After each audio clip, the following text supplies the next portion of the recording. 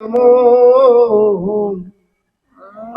માગો પ્રેમ પ્રસાદ દયા કરી ગુરુ દીજીઓ હરિ રસયામૃત સ્વાદ સદગુરુ મહારાજ.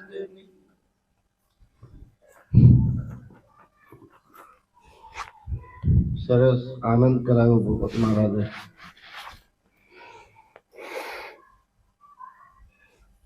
આપણે જે જ્ઞાન ગોદડીમાં બધા બેઠા છીએ, આ જ્ઞાન ગોદડી જે છે એ પ્રેમ માટે છે.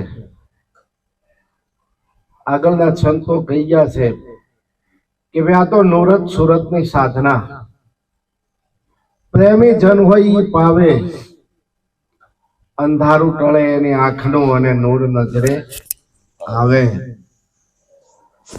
એનો અજ્ઞાન રૂપી અંધકાર છે ને એ મટી જાય અને એને નૂર નજરે આવે. નૂર કહેતા શબ્દ થાય, નૂર કહેતા પ્રેમ થાય અને નૂર કહેતા ઈશ્વર પણ થાય. એ એની નજરમાં આવે. અને સંતોએ આ બે જ સાધના કરી છે કે આ જીવનમાં કઈ રીતે પ્રેમ પ્રગટ થાય. અને જો પ્રેમ પ્રગટ ન થાય ત્યાં સુધી સંશય મટતો નથી. અને સંશય કેમ ઉભો થાય છે? તો કે સંશય સ્વાર્થ પડવું તે જાણવું, પડ્યા ભણ્યા પંડિત જગભોગ. જેને જેને સંશય જાગ્યો ને એ બધા આમાં પડ્યા છે. અને આમાંથી જે નીકળી ગયા એનો ઇતિહાસમાં નામ લખાઈ ગયા. આજે ખરેખર બુદ્ધ પૂર્ણિમા છે અને બુદ્ધનું જીવન એવું જગતને એમાંથી કંઈક પ્રેરણા મળે એવું છે. એની પાસે કેવળ પ્રેમ હતો, કરુણા હતી, ભાવ હતો, ક્ષમાનો ગુણ હતો. આ બધા ગુણો છે એ બુદ્ધની અંદરથી જોવા મળે અને જગત એનો દાખલો લે. જ્યારે એનો જન્મ થયો ત્યારે એક વૃક્ષના નીચે, ખુલ્લા પેડની નીચે થયો હતો અને છેલ્લે દેહ છોડ્યો ને ત્યારે પણ ખુલ્લા ઝાડ નીચે એનો બેઠા હતા. એમાં એક ભાઈ છેલ્લી ઘડી હતી અને આવ્યા કે ભાઈ મને થોડું જ્ઞાન પીરસો ને. તો એનો પિતરાય ભાઈ હતો, આનંદ હતો. ઈ કે છેલ્લે જવાની એની તૈયારી થઈ, તો હવે હું તું અત્યારે એમ. તો કે ભાઈ કોઈ પ્યાસી જીવ આવ્યો છે તો એને પીવા દો ને, એમાં શું વાંધો છે. એમ આ સંત સમાગમ છે ને ઈ પ્યાસી જીવો માટે છે, જેને કઈક જિજ્ઞાસા છે કે આખું જગત કરે છે. ઈ જે નવધા ભક્તિ કરે છે, પણ જેને પરાભક્તિનું જ્ઞાન મળ્યું છે છતાં પ્રેમ કેમ નથી જાગતો? અને પરાભક્તિ જ્યારે મળે ને એ પૂર્ણ વસ્તુ છે. અને પૂર્ણ વસ્તુને જ્યારે આપણને અનુભવ થાય તો વાણી વિરમી જાય છે. એટલે ઘણી વાર મને એમ થાય ભાઈ આ કે તમે બોલો ને, પણ મેં કીધું તમે પૂરું કરી દો તો વાંધો નહીં. મને તો કોઈક 12 કલાક બેહવા દે તો આનંદ આવે. કારણ કે પ્રેમની ભાષા જે છે ને એ મૌન છે. પ્રેમની ભાષા મૌન છે અને મૌન છે એ વાણીનું તપ છે. થોડું બોલવું પણ પ્રિય બોલવું, હિતકારી બોલવું.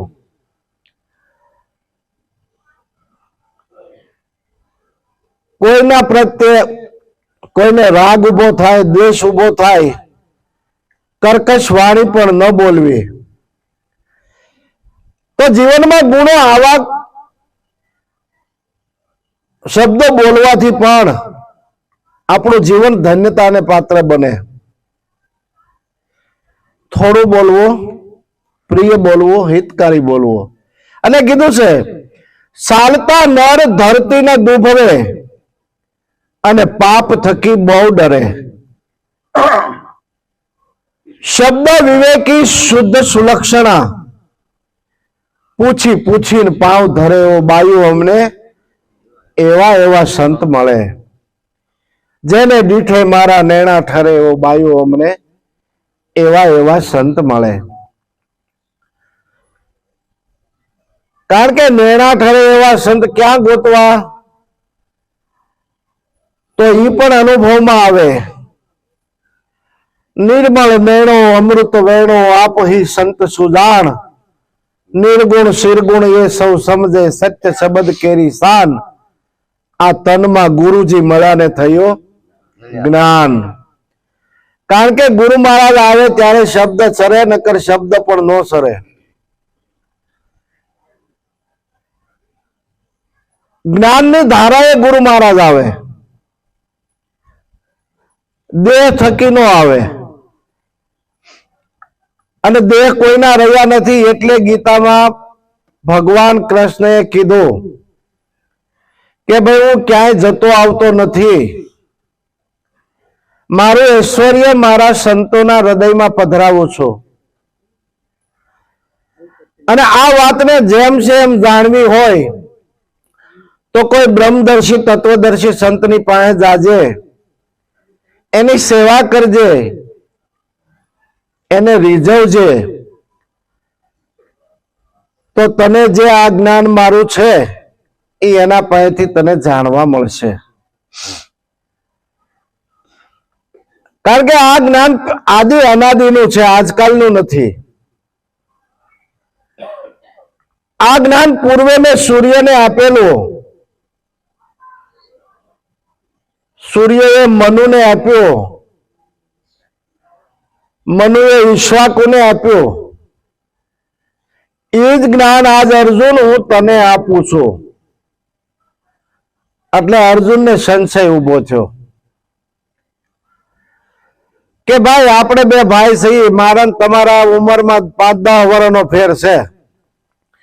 તમે ટાઢા પોંડી આવી વાતોના ગોળા મારો છો કે પૂર્વે આ જ્ઞાન મેં સૂર્યને આપ્યું હતું, સૂર્યએ મનુને આપ્યું, મનુએ ઈક્ષ્વાકુને આપ્યું.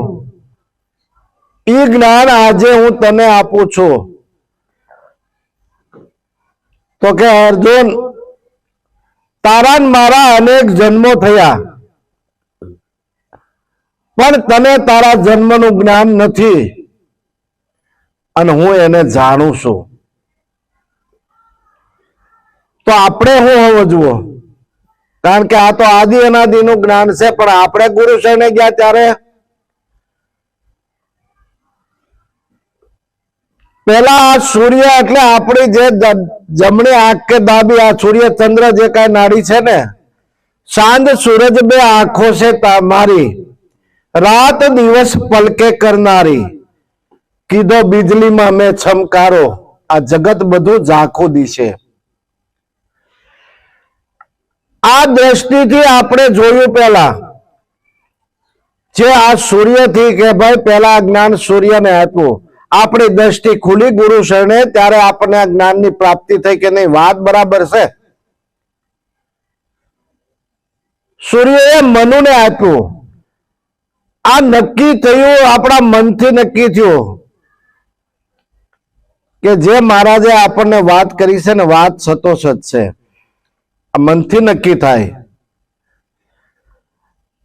અને મનથી નક્કી થાય ને એટલે આપણી ઈચ્છાઓ છે ને, ઈક્ષ્વાકુ એટલે આપણી ઈચ્છાઓ એ ઠરીને ઠામ થઈ ગઈ કે આપણે જે જોતું હતું એ આજ આપણી નજર સામે આવ્યું. અને ઈ જ્ઞાન આજ અર્જુન હું તને આપું છું. અર્જુન છે એ આ જીવ છે. અને ત્યારે જીવ ઠરીને ઠામ બેઠો. જ્યાં સુધી નક્કીપણું ન થાય ત્યાં સુધી આ મનની અંદરથી ભ્રમણા જાતી નથી. ભ્રમણા ક્યારે ગઈ? ક્ષમતાનો પાઠ જ્યારે ભણાયો ને, ત્રિકુટીનું તાળું ખોલ્યું અને વિશ્વ દર્શન કરાવ્યું, ત્યારે કીધું કે ભાઈ તને આ સર્મ ચક્ષુથી નહીં દેખાય, હું તને દિવ્ય ચક્ષુ આપું, જ્ઞાન ચક્ષુ આપું. અને જ્ઞાન ચક્ષુ આપી એને અણુથી મેરુ સુધી, કીડીથી કુંજર સુધી અને તમામ પદાર્થો સુધી, કે દરેક આ સૃષ્ટિમાં જેટલા નામ છે આ બધા નામ આ નામમાં હમાણા છે. અને એ નામનું જ્યારે આપણને શાન કરી ત્યારે નક્કી થયું કે ભાઈ આખું જગતમાં હું બધામાં છું, પણ મારામાં કોક છે, બધાય મારામાં છે, કારણ કે એને જાણતા નથી. એમ આ જીવ દશા જ્યાં સુધી છે ને ત્યાં સુધી માનવા તૈયાર નથી માનવા. એનું કારણ કે આગળના કઈક કર્મો એને આડા આવે છે. જેમ સૂર્યને આડું વાદળું આવી જાય અને આપણને પ્રકાશ ન દેખાય, એમ અજ્ઞાન રૂપી આપણું આવરણ જે કાંઈ હોય ત્યાં સુધી આપણને જ્ઞાન ચક્ષુ ખુલતી નથી. નકર જ્ઞાન તો બધાને આપે જ છે. ગુરુ મહારાજ એક હરખું બધાને જ્ઞાન પીરસે છે, છતાં ઉગાવો નથી થતો. એનું કારણ કે એવા ગુણ કેળવવાના છે.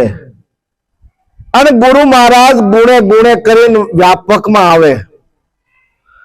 ગુરુને ગોતવા જવા ન પડે. ગુરુ મહારાજ ગોતતા ગોતતા આવે કયું પાત્ર લાયક છું છે, અને સામેથી ગુરુ આવે.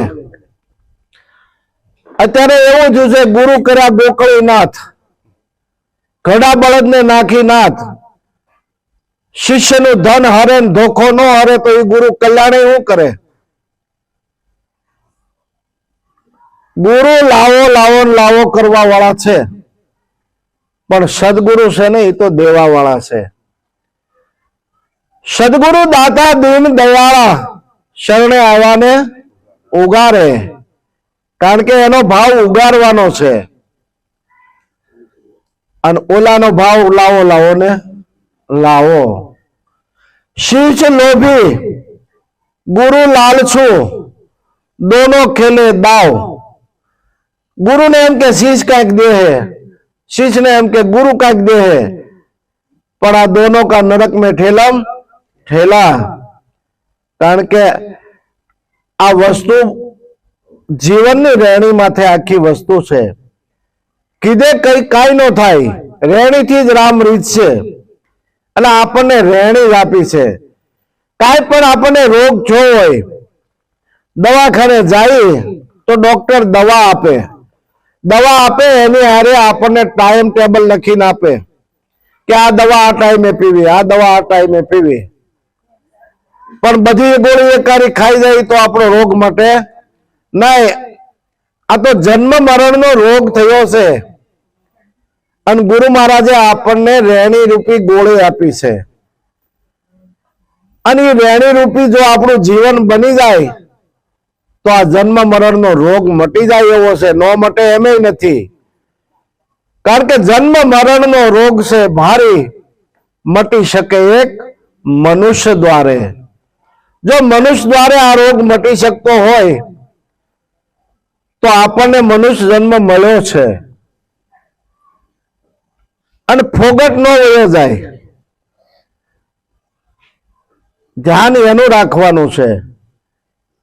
સમય કોઈની રાહ નહીં જોવે. સમયને અનુકૂળ થતા શીખી જવું પડશે. અને જો સમયને અનુકૂળ થતા શીખી જવાય તો એક એક શ્વાસો લેખે જાય.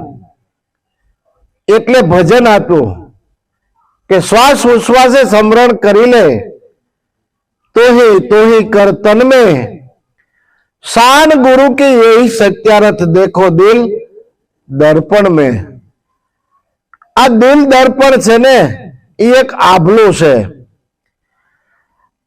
અને આપણે કોઈને કહેવાનું નહીં, દરેકે પોતે પોતાના દિલ ઉપર હાથ મૂકી અને પોતાના મનને પૂછવાનું છે કે ભાઈ મહારાજે જે કાંઈ મને આપ્યું છે, રેણી આપી છે, તો એમાં હું બરાબર છું? કોઈને કહેવાનું નથી, પોતે પોતાને જ પૂછવાનું. અને પોતાને જયારે નક્કીપણું થાય તો નક્કી થઈ જાય કે ભાઈ આમાં કોઈ જાતનો ખરાબો નથી, અને જ્ઞાન જેમ છે એમ પ્રગટ થાય. અને જ્ઞાન નો કોઈ પાર નથી જગતમાં, તો જ્ઞાન કોનું કરવાનું? શ્રીજી મહારાજ સભા ભરીને બેઠા હતા કે આ જગતમાં જ્ઞાની કોણ અને અજ્ઞાની કોણ? ત્યારે ભક્તોએ કીધું કે ભાઈ અમારે આપના સ્વમુખે સાંભળવું છે કે આ જગતમાં જ્ઞાની કોણ અને અજ્ઞાની કોણ.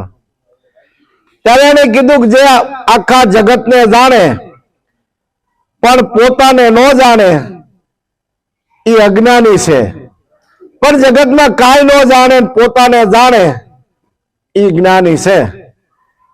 અને કીધું ઓછું કોણ અને હરિ છે કેવા, જ્યાં સુધી નહીં સમજાયા. આપમાં હરિને આપે ન ભાળ્યા, તો મિથ્યા જન્મ ગુમાયા. લાલન જેને આતમ નહીં ઓળખાયા. અણુ અણુમાં આપ બિરાજે, ગીતામાં શ્રી કૃષ્ણે ગાયા. હું અણુ અણુમાં છું, તો અણુ અણુમાં હોય તો આપણો દેહ 3.5 હાથનો છે, આમાં ભરપૂર ન ભર્યો હોય.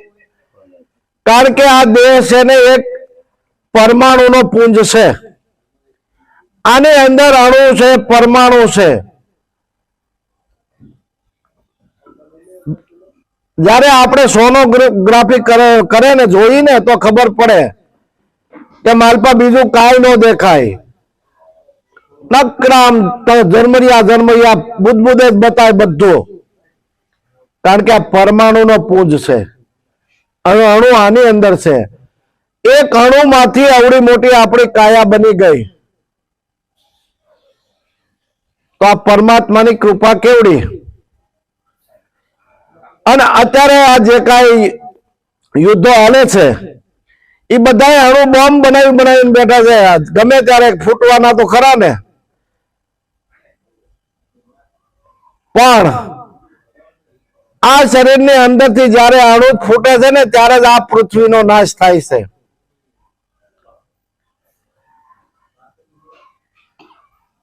એટલે સંતો કર્મ ઉપર ભાર આપે છે કે કર્મ કરો તો શુભાશુભ કરો. જેનાથી પાપ થાય, કળિયુગ ઉભો થાય, આવું કર્મ છોડી દો. અને શુભાશુભ કર્મ કરવાથી આપણો જીવન નિર્વાહ ચલાવવા માટે પણ કરવું જ છે. આ મન છે ને 1 સેકન્ડ પણ કર્મ કર્યા વગર રહી શકતો નથી. કારણ કે મનની બધી કલ્પના છે. આ જગત છે એ પણ એક કલ્પના છે.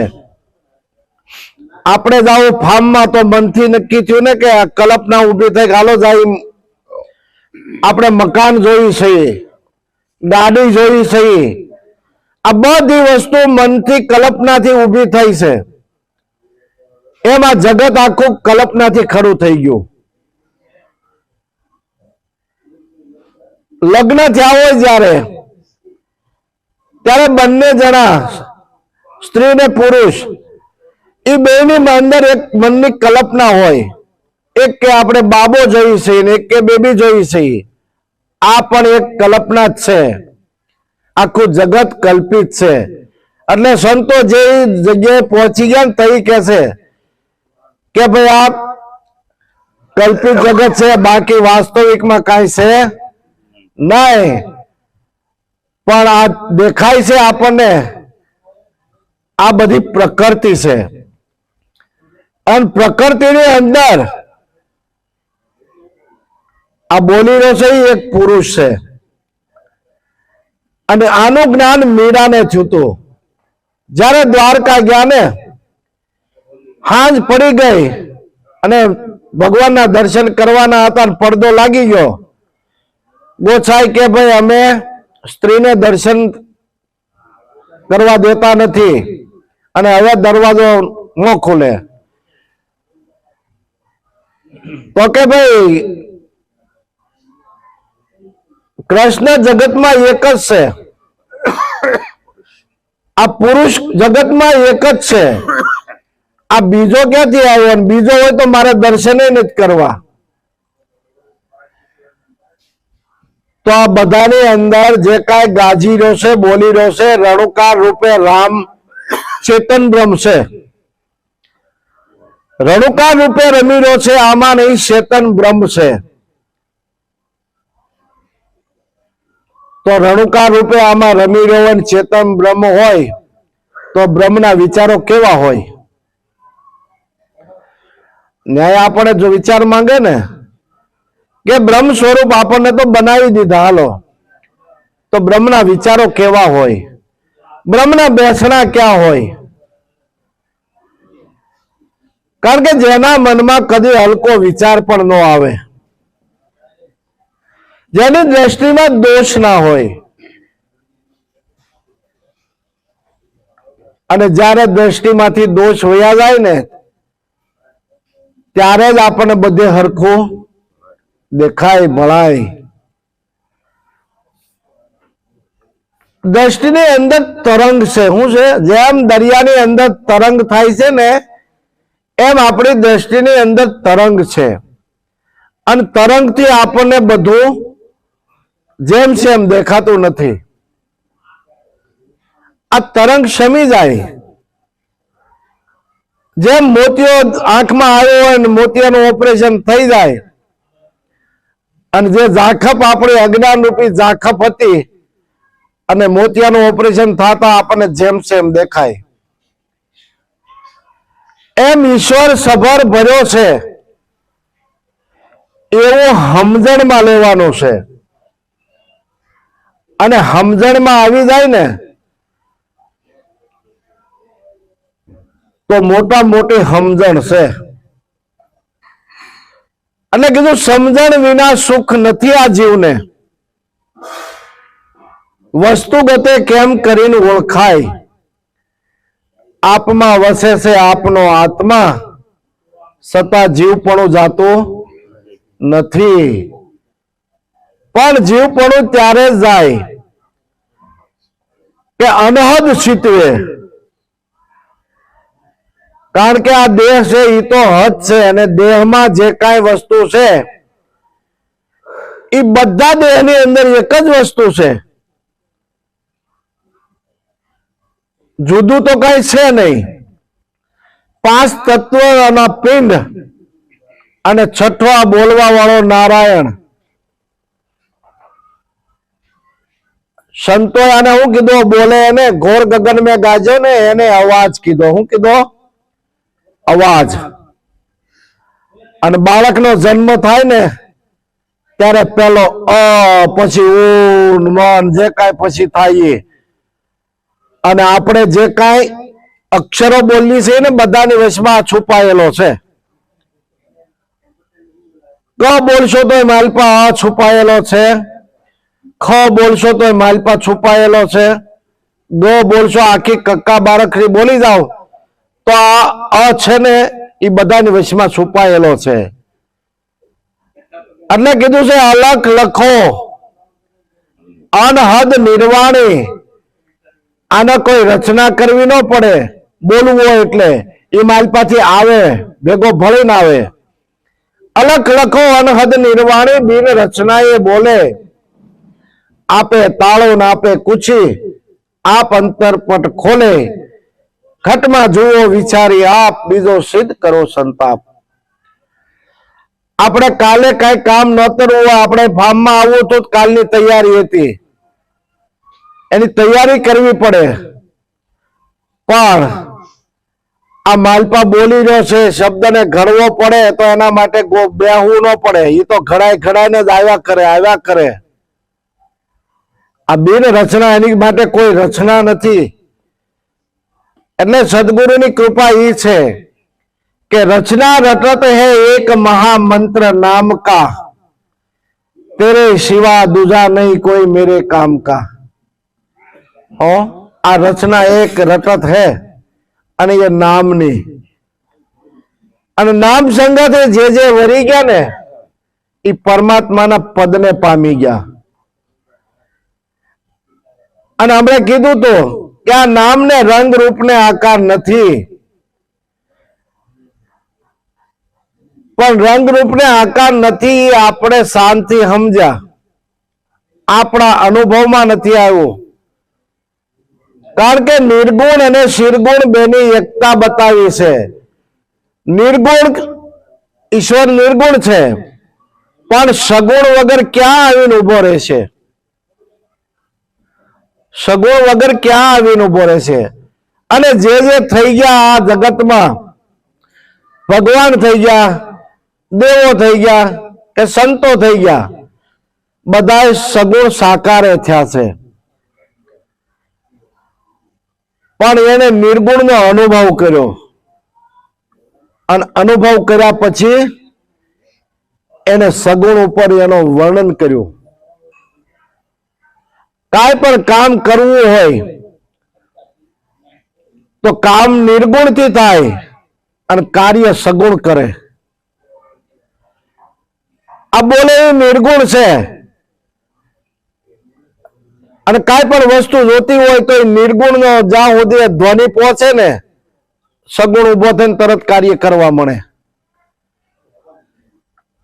નિર્ગુણ અને શિરગુણ બેનો સમન્વય થાય ત્યારે જ જીવનમાં આનંદ આવે. એકલા નિર્ગુણને માનશો તોય નહીં હાલે, એકલા સગુણને માનશું તોય નહીં હાલે, એકલું જ્ઞાન કરશું તોય નહીં હાલે. હારે પ્રેમ ભળશે, ભાવ ભળશે ને ત્યારે આનંદ આવશે. અને ભાવને આધીન ભગવાન બેઠો છે. આગળના સંતો જોઈએ આપણે તો ભાવને આધીન, ભાવપૂર્ણ, ભાવ વિભોર થઈ જાય. ભાવ વિભોર થાય ને ત્યારે એને રોવું ન હોય તો રડવું આવે, રડવું આવે. પુરીબા કહેતા, અરે તમારા મહારાજ છે ને રાતમાં એકલા રોતા, રાતમાં એકલા રોતા. કેવું પડે તમે શું કામ રોવો છો? એ કે પણ મેં આ જે વર્યું છે ને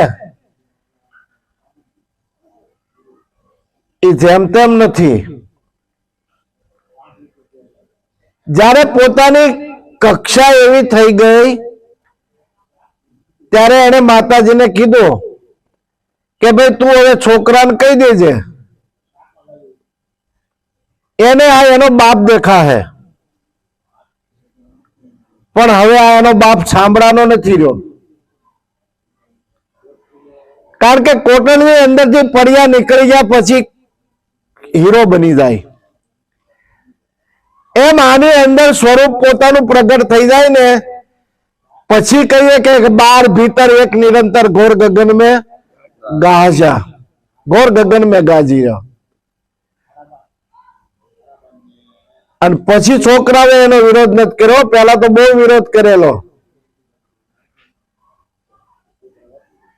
એમ આપણને જે ભક્તિ મળી છે એ ઘરના ઉંમરેથી મળી છે. બધાની હારે રહેવા છતાં જીવન બધાથી નિરાળું થઈ જાય.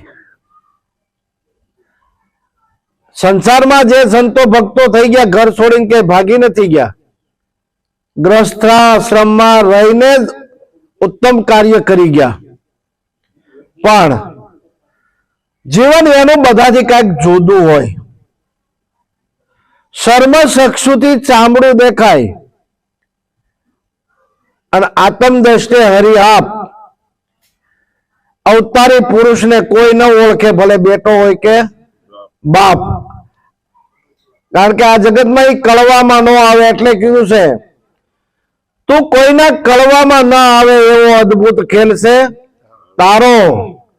સબ ઘટ બોલે અંતર ખોલે, કોઈ ઠાલો દિશે નહીં ઠામ. સદગુરુ મારો દગનો તારો, દગ કેતા આકાશ થાય.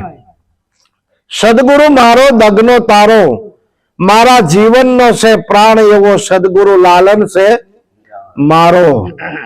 કારણ કે આ પ્રાણ સ્વરૂપે પ્રગટ છે પરમાત્મા, અને એને ચેતન કીધો.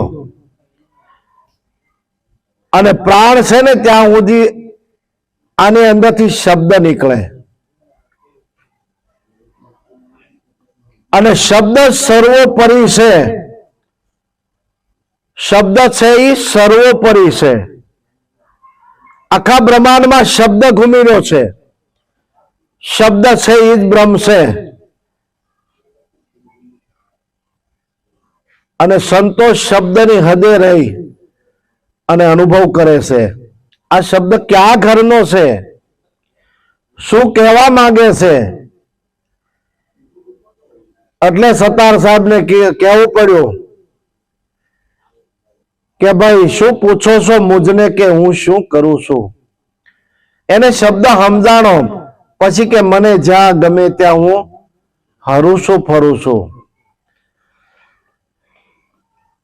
નથી બીક કોઈની મને આ જગતમાં, ફક્ત એક મારા પ્રભુથી ડરું છું. કારણ કે પરમાત્માને પામવું હોય તો ભીતિ વગર ક્યારેય પ્રીતિ નહીં થાય. અને ભીતિ કઈ છે? જન્મ અને મરણની. આ બીક છે ને આવન જાવનની. વારે વારે જન્મવું મરવું, જન્મવું મરવું, આ તો પ્રકૃતિનો નિયમ છે. અને પ્રકૃતિથી પર થવું હોય, ત્યાં નિરાજ બાપુએ કીધું કે મરીને જીવે એનો દેશ એવો જાણવો, નામ સમાન નથી નાણું, સુગરાનું સુખ શું વખાણું. આનંદ હતી સુગરાનું સુખ શું વખાણું. કારણ કે આ સુખનું વર્ણન થાય નહીં. આ તો જેને જેને આનંદ માણ્યો છે ને એ પોતે મસ્ત બની જાય. મેં મસ્તાના મસ્તી ખેલું, મેં દીવાના દર્શન કા. બસ એ પ્રેમનો પ્યાસી બની જાય અને જગતમાં વિચરે. જ્યાં સુધી પ્રેમ પ્રગટ નહીં થાય ત્યાં સુધી પરમાત્મા નથી. પરમાત્માનું સ્વરૂપ પ્રેમ છે, અને સત્ય છે એ ઈશ્વર છે. સત્ય છે ઈશ્વર છે. અને સ્વરની જ્યારે આપણે જે ભલે જે કઈ સાધના કરે કે જે કઈ બેહે, પણ સ્વરની અને વ્યંજન આ જે કાંઈ છે એના ઉપર ધ્યાન દઈને અનુભવ કરવાનો છે. અને અનુભવ થાય ને ત્યારે કે સંતો કે ભાઈ અનુભવ જેને એવો અંતર ઉદય થયો, કૃત સગળા ટળ્યા એના જેને જેનો આત્મા લયો. પછી એનું બધા હથિયાર બધા પડી જાય. કારણ કે સંતોને સ્વરની ધારા એટલી હોય કે એનો શબ્દ ક્યારેય ખંડિત ન થાય. તો એને કઈ કમાણી કરી, કઈ સાધના કરી.